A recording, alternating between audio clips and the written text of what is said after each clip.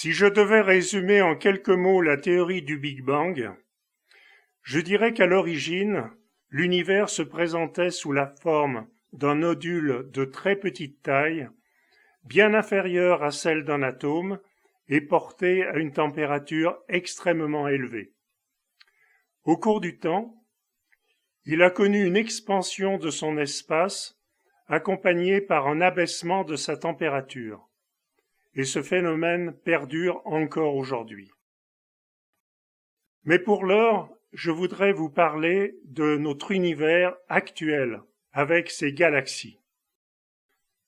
Sur cette image, je vous en présente quelques-unes, à commencer en haut à gauche par la nôtre, la Voie lactée, représentée ici en vue d'artiste. Elle a un diamètre de 100 000 années-lumière et contient 300 milliards d'étoiles. C'est une galaxie spirale. À sa droite, notre voisine immédiate, la galaxie d'Andromède, qui est située à 2,5 millions d'années-lumière. Et représentée ici d'autres galaxies relativement proches de nous, disons à moins de 100 millions d'années-lumière. Et nous voyons qu'elles sont parfaitement formées. Si l'on veut représenter les galaxies les plus éloignées possibles, il faut faire ce que l'on appelle une image en champ lointain, comme cette image en bas à droite. C'est une image d'un tout petit coin du ciel. Tous les points brillants que nous voyons sont en fait des galaxies. Parmi elles, certaines sont à plus de 10 milliards d'années-lumière. Avec le record ici de 13,4 milliards d'années-lumière. Là, nous voyons que les galaxies sont en cours de formation. En effet, nous les voyons telles qu'elles étaient il y a plus de 10 milliards d'années. Ces images illustrent un concept bien connu des astronomes. Plus on regarde loin, plus la lumière a mis du temps à nous parvenir, et donc plus on regarde dans le passé.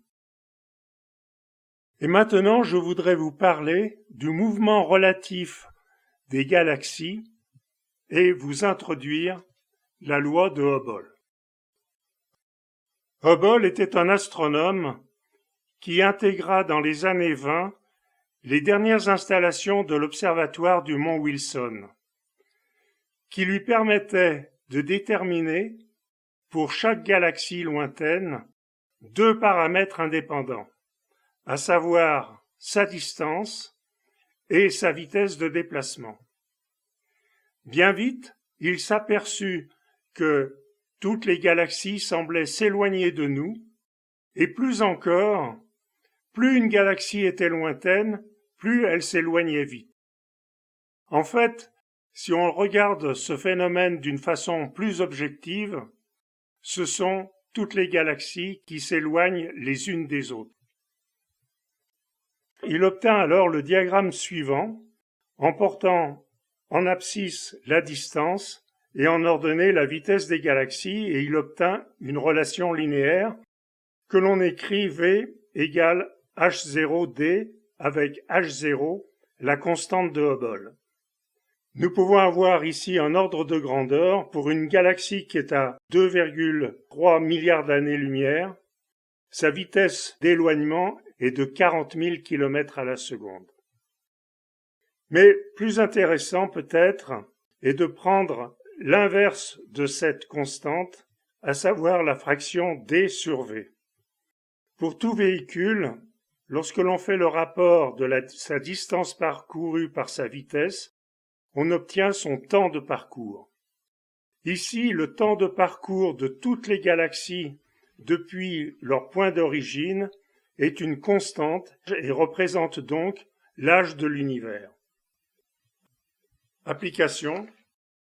La constante de Hubble qui a été déterminée actuellement est de 68 km par seconde et par mégaparsec. Je ne vais pas commenter plus avant cette valeur qui est une représentation de l'expansion de notre univers. Mais si on prend l'inverse de cette constante, on obtient l'âge de l'univers égal à 13,8 milliards d'années. Ainsi, pour la première fois, il était démontré que l'univers n'était pas statique, qu'il était évolutif, qu'il avait une histoire, qu'il avait une origine. On dit que la loi de Hubble est l'argument numéro 1 de la théorie du Big Bang. En effet, si je reviens au diagramme de Hubble présenté tout à l'heure, et que cette fois je vous fais passer le film à l'envers, c'est-à-dire que je vais remonter le temps, eh bien toutes les galaxies, je veux dire toute la masse de l'univers, va se retrouver en ce point d'origine. Et ce diagramme suggère, je dis bien suggère, que toute la masse de l'univers va se retrouver en un point de volume nul. Si je concentre toute la matière dans un volume nul, la densité devient infinie, et lorsque l'on comprime la matière, celle-ci s'échauffe, la température devient infinie. Et l'on se tourne vers la théorie de la relativité, et on lui demande si une telle configuration est possible. Eh bien, la relativité nous répond que dans sa théorie, rien n'empêche une telle configuration, que d'ailleurs elle appelle une singularité. Oui, mais la mécanique quantique nous dit qu'une telle configuration n'est pas possible. Et dès lors que l'on considère des petites dimensions, c'est la mécanique quantique qui fait la loi, et non pas la théorie de la relativité. Pourquoi une telle configuration n'est-elle pas possible? Eh bien, tout simplement parce que toutes les grandeurs physiques sont quantifiées. Bien sûr, nous connaissons tous la quantification de l'énergie avec le quantum d'énergie, la plus petite quantité d'énergie possible, mais plus encore, l'espace est lui-même quantifié. En effet, l'espace n'est pas, comme l'imagine la théorie de la relativité, lisse et continu, il est constitué par la juxtaposition d'éléments d'espace de très petites dimensions, puisque égale à 10 puissance moins 35 mètres. De même, l'écoulement du temps ne se fait pas d'une façon lisse et continue comme l'imagine la théorie de la relativité, mais il s'écoule par la juxtaposition d'éléments de temps de très petite valeur égale à 10 puissance moins 43 secondes.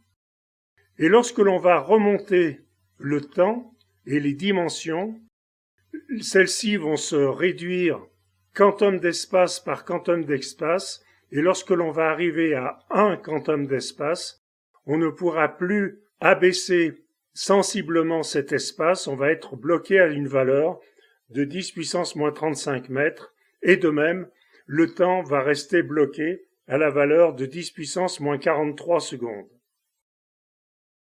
Donc, à l'origine, l'univers avait une dimension de 10 puissance moins 35 mètres, de volume non nul, et de densité très grande, 10 puissance 96, et de même sa température n'était pas infinie, mais égale à 10 puissance 32 degrés.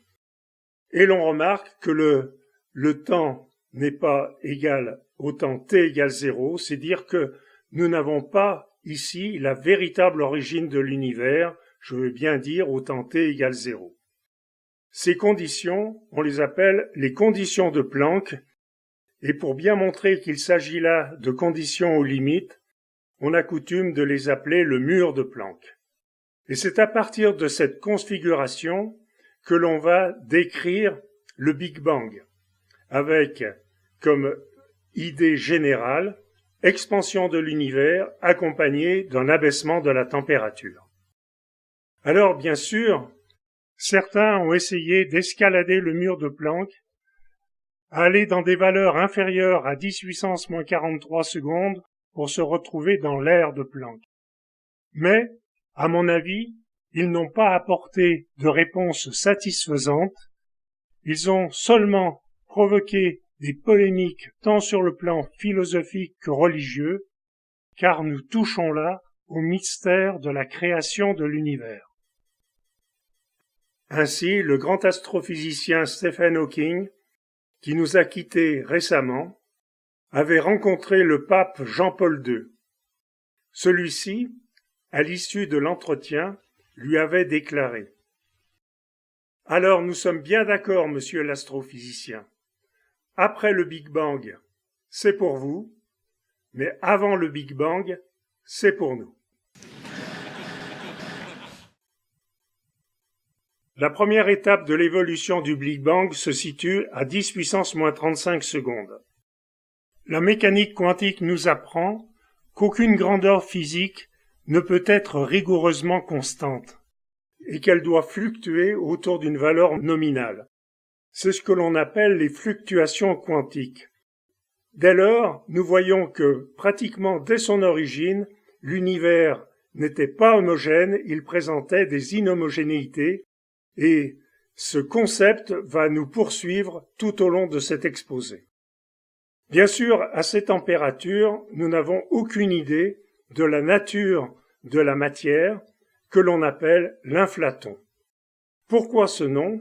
Eh bien parce que, à partir de 10 puissance moins 35 secondes, l'univers va connaître une expansion d'un facteur gigantesque, voisin de 10 puissance 70, et cela en 10 puissance moins 32 secondes. Il n'est pas besoin de faire de calculs très compliqués pour réaliser que cette expansion s'est faite à une vitesse extrêmement élevée, et je veux bien dire beaucoup plus importante que celle de la lumière. La question est de savoir, est-ce que un tel phénomène est possible? Et là encore, on se tourne vers la théorie de la relativité, qui nous dit que aucune information ne peut être transmise à une vitesse supérieure à la vitesse de la lumière. Eh bien, dans cette opération, comme les points s'éloignent à une vitesse supérieure à la vitesse de la lumière, ils ne peuvent pas communiquer. Donc, cette condition est bien remplie. Mais elle nous dit aussi qu'aucune masse ne peut se déplacer à une vitesse supérieure à la vitesse de la lumière. Il est nécessaire de s'attarder sur cette remarque. En effet, si je considère deux masses voisines et que je dilate l'espace à une vitesse supérieure à celle de la lumière, les masses restent fixes dans leur espace. Si j'attachais à chacune de ces masses un accéléromètre, celui-ci resterait égal à 0. Car en effet, c'est leur espace intermédiaire qui se dilate, les éloignant ainsi. Je voudrais faire une remarque concernant les déplacements des galaxies et revenir un bref instant à la loi de Hubble pour vous dire que les galaxies, en fait, ne se déplacent pas, elles sont immobiles. Car Einstein a défini l'espace comme étant une véritable entité physique capable de se courber, de se déformer, et ceci à n'importe quelle vitesse. Ainsi, les galaxies restent fixes dans leur espace, et c'est l'espace qui se dilate. Nous ne sommes pas dans un espace de Galilée-Newton, je veux dire un espace fixe à l'intérieur duquel les galaxies se déplacent. Non, pas du tout. Je reviens à mon inflation cosmologique et je voudrais vous dire un mot sur la définition. Pourquoi on utilise le mot inflation et non pas explosion? En effet, une explosion est un phénomène chaotique qui fait perdre la mémoire de l'état originel, pas l'inflation. C'est dire que, après cette inflation, nous obtenons un univers de très grande taille, d'une taille macroscopique, mais qui a conservé la mémoire de son état originel, je veux dire de son inhomogénéité. Nous obtenons donc maintenant un univers gigantesque et inhomogène. À la fin de cette inflation, la température s'est abaissée considérablement, puisqu'elle atteint maintenant 10 milliards de degrés. La phase suivante va jusqu'à 100 secondes. C'est l'étape la plus compliquée du Big Bang. En effet, pendant cette période, nous allons générer les 4 forces de l'univers, que je vous rappelle brièvement: la gravitation, la force électromagnétique, la force d'interaction forte qui assure la cohésion des noyaux atomiques, et la force d'interaction faible responsable de la radioactivité. De même, nous avons le champ de Higgs qui, je vous le rappelle, toute particule qui interagit avec ce champ de Higgs se voit conférer une masse. Nous avons dans cette période l'annihilation matière-antimatière, mais comme il y avait un léger excédent de matière, c'est la matière maintenant dont est constitué entièrement l'univers. Bien sûr, nous obtenons à la fin de cette période les particules que nous connaissons. Je vous en ai indiqué 4 ici, 2 particules élémentaires, le photon et l'électron de charge négative, et 2 autres particules constitutives du noyau atomique, le proton de charge positive et le neutron neutre. Au bout de 100 secondes, l'univers a vu sa température s'abaisser à 1 milliard de degrés. La phase suivante s'appelle la nucléosynthèse primordiale. C'est au cours de cette étape que nous allons générer les premiers noyaux atomiques. Au-dessus d'une température de 1 milliard de degrés, les chocs entre les particules sont d'une violence extrême. Aussi, la force d'interaction forte n'est pas suffisante pour retenir, coller un neutron avec un proton. Mais en dessous de cette température, des réactions de fusion nucléaire, de nucléosynthèse, sont désormais possibles. Et je vous donne directement le résultat de toute une série de réactions nucléaires qui se sont produites pendant cette période, c'est-à-dire qu'au bout de 300 secondes, nous avons obtenu 25% de noyaux d'atomes d'hélium et 75% de protons, c'est-à-dire de noyaux d'atomes d'hydrogène. Au bout de 300 secondes, la température est descendue en dessous de 10 millions de degrés, c'est-à-dire une température qui n'est plus suffisante pour que les opérations de fusion nucléaire puissent continuer.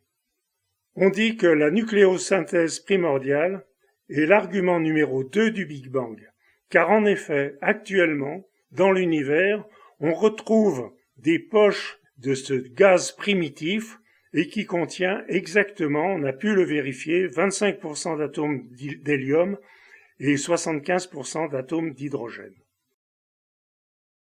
Maintenant, nous allons attendre un temps extrêmement élevé, 380 000 ans. À ce moment-là, la température de l'univers s'est abaissée considérablement puisque nous sommes maintenant à une température de 3000 degrés. Je représente sur la partie gauche les constituants principaux qui vont nous intéresser dans cet univers, à savoir des noyaux d'atomes d'hélium, des noyaux d'atomes d'hydrogène, c'est-à-dire des protons, des photons, c'est-à-dire de la lumière rouge, puisque à 3000 degrés, c'est la lumière rouge qui prévaut, et des électrons qui sont libres. On remarque tout de suite que la lumière ne peut pas se propager, car en effet, dès qu'un photon commence à voyager, il est absorbé par un électron. Cet électron se déplace et le restitue au milieu ambiant. Le milieu est opaque, c'est un plasma. Si un observateur était plongé dans un tel milieu, il ne verrait qu'un brouillard extrêmement épais et très lumineux de couleur rouge. Mais dès que la température descend en dessous de 3000 degrés, la vitesse des électrons ralentit et ceux-ci deviennent sensibles à l'attraction électromagnétique des noyaux d'hydrogène et des noyaux d'hélium, afin cette fois de former des atomes d'hydrogène et des atomes d'hélium. Et comme nous savons, ces gaz sont transparents, si bien que d'un seul coup, l'univers devient transparent. La lumière peut se propager librement dans l'univers.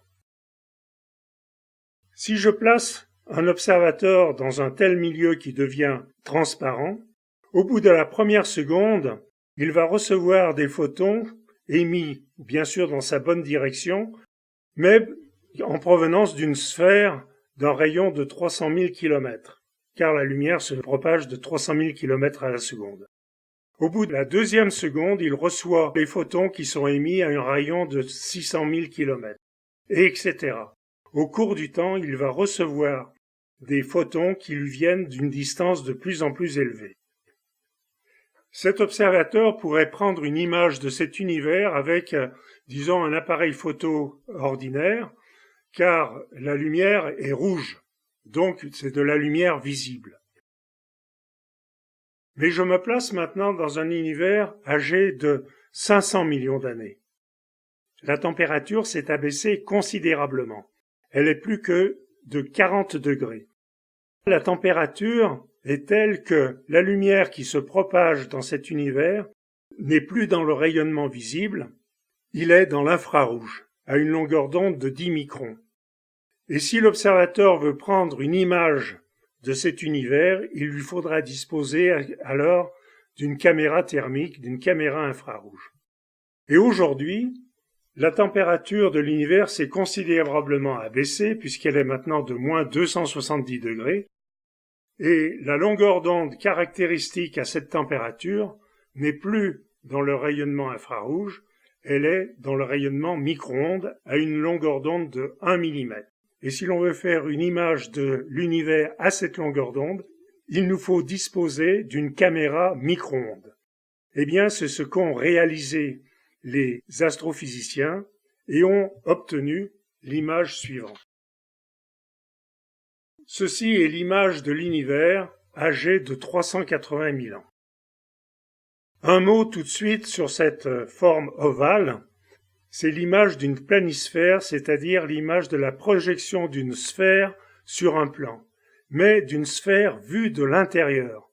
En effet, ce point-là, c'est le zénith. Ce point bas est l'opposé au zénith, c'est-à-dire le nadir, et les deux points extrêmes équatoriaux sont contigus derrière moi, et tout ça s'est projeté sur un plan. Je répète, cette image est l'image d'une sphère vue de l'intérieur. On constate qu'au temps t égale 380 000 ans, l'univers ne présentait pas de structure particulière, mais qu'il était encore inhomogène. Ces inhomogénéités sont représentées sur cette figure en fausse couleur et représentent des fluctuations de température extrêmement faibles de l'ordre de 10 puissance moins 5 degrés. Mais elles correspondent à des inhomogénéités de densité, et c'est ça qui est important. Cette image de l'univers âgé de 380 000 ans s'appelle l'image du fond diffus cosmologique ou l'image du rayonnement fossile. Et l'on considère que cette image est l'argument numéro 3 de la théorie du Big Bang. Car en effet, ce rayonnement avait été prévu par Georges Gamow en 1940, mais le rayonnement diffus n'a été détecté que 25 ans plus tard, 1965, et ce n'est encore que 40 ans plus tard que nous avons réussi à faire une image de ce rayonnement. Si je reviens maintenant à cet univers âgé de 380 000 ans, je peux considérer qu'il existe des régions de forte densité de gaz et des régions de faible densité de gaz. Et là, deux phénomènes antagonistes vont se produire.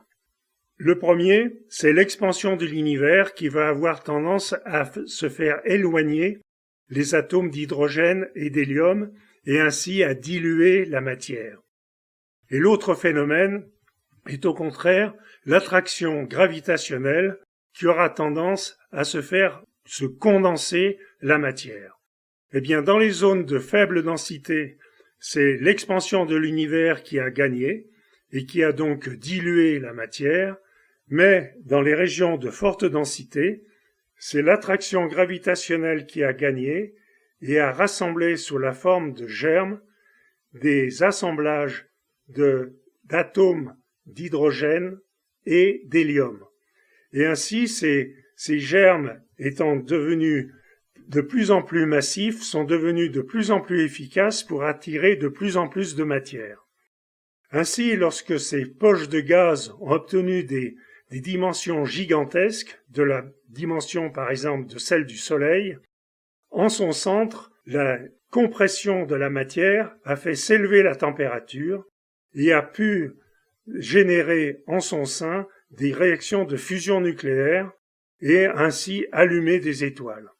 Et ces étoiles ont interagi les unes avec les autres pour former des galaxies. Mais comment savons-nous tout cela? Eh bien, en faisant de la simulation numérique. Pas avec un seul ordinateur, mais avec un réseau de supercalculateurs. Et je présente ici les résultats d'un spécialiste, Carlos Frank du Millennium Simulation, qui nous présente à gauche une galaxie générée par simulation numérique, qu'il s'agit là d'une galaxie virtuelle, et à droite, une galaxie cette fois bien réelle, car photographiée par les astronomes. Nous constatons que l'analogie est excellente. Ainsi, nous avons bouclé la boucle. Nous étions partis de l'univers actuel avec ces galaxies, étions remontés aux nodules élémentaires de l'univers, puis nous avons décrit les différentes étapes du Big Bang pour retrouver notre univers avec ces galaxies. Ce qui indique quelque part la robustesse de cette théorie. Mais plus encore, la théorie du Big Bang nous a appris beaucoup sur la structure de l'univers. En effet, si je représente ici à gauche la Terre avec un observateur sur cette Terre et qu'il regarde dans une direction, de plus en plus loin, mais vous voyez que à cette échelle de distance, je peux associer une échelle de temps et que cette direction-là est quelconque, si bien que je peux obtenir le même résultat, je peux faire le même raisonnement, quelle que soit la direction, et donc avoir une symétrie sphérique. Près de l'observateur, nous voyons des galaxies bien formées, des galaxies, disons, récentes. Mais à mesure que je m'éloigne, je constate que les galaxies sont en cours de formation, avec ici, je vous le rappelle, la galaxie la plus éloignée que nous avons observée, à 13,4 milliards d'années-lumière. Si je regarde plus loin, je n'ai que des étoiles individuelles dont la lumière n'est pas suffisante pour nous parvenir. Et si je regarde encore plus loin, je n'ai que du gaz hélium-hydrogène, je suis dans la zone noire. Si je vais encore plus loin, j'arrive au fond diffus cosmologique et j'obtiens l'image que je vous ai présentée tout à l'heure. Est-ce que je peux aller plus loin? Eh bien non, car plus loin, l'univers était opaque et n'a gardé aucune mémoire de sa structure. Si bien que je constate que tout l'univers que je peux observer est compris à l'intérieur de cette sphère dont le rayon est égal à celui de l'émission du fond diffus cosmologique. Mais vous sentez bien que si j'avais pris un autre observateur situé par exemple sur une galaxie quelconque, j'aurais pu faire exactement le même raisonnement, j'aurais obtenu exactement la même sphère d'observation, mais décalée par rapport à la nôtre. Et plus encore, je peux même prendre un observateur qui est en dehors de notre sphère d'observation. C'est ce qui est représenté sur cette figure, avec, par exemple, en bas à gauche, notre sphère d'observation, avec la Terre au milieu de cette sphère de fond diffus cosmologique, Mais au-delà de cette sphère, je peux considérer qu'il y a ici, par exemple à sa droite, un observateur qui observe lui aussi l'univers. Il observe exactement le même univers que nous, avec des galaxies semblables à celles que nous observons. S'il mesure la température de l'univers, il obtient exactement la même température que nous. Il a la même constante de Hubble, mais il est hors de notre horizon. Et nous pouvons imaginer, comme ici, d'autres observateurs qui observent eux aussi notre univers. Et cette figure nous permet de répondre à deux questions que se sont toujours posées l'humanité. La première, sommes-nous au centre de l'univers? La réponse est manifestement non. Mais tout ce que nous pouvons dire, c'est que nous sommes au centre de l'univers que nous pouvons observer à partir de la Terre. Nous disons que nous sommes au centre de l'univers observable. Et la deuxième question, et l'univers que nous observons, est-ce tout l'univers ou seulement une partie de celui-ci? Eh bien, manifestement, nous ne voyons qu'une portion de cet univers, et comme le suggère cette image, une très infime partie de notre univers. Eh bien, c'est en ayant répondu à ces deux questions que je vais clore mon exposé. Je vous remercie.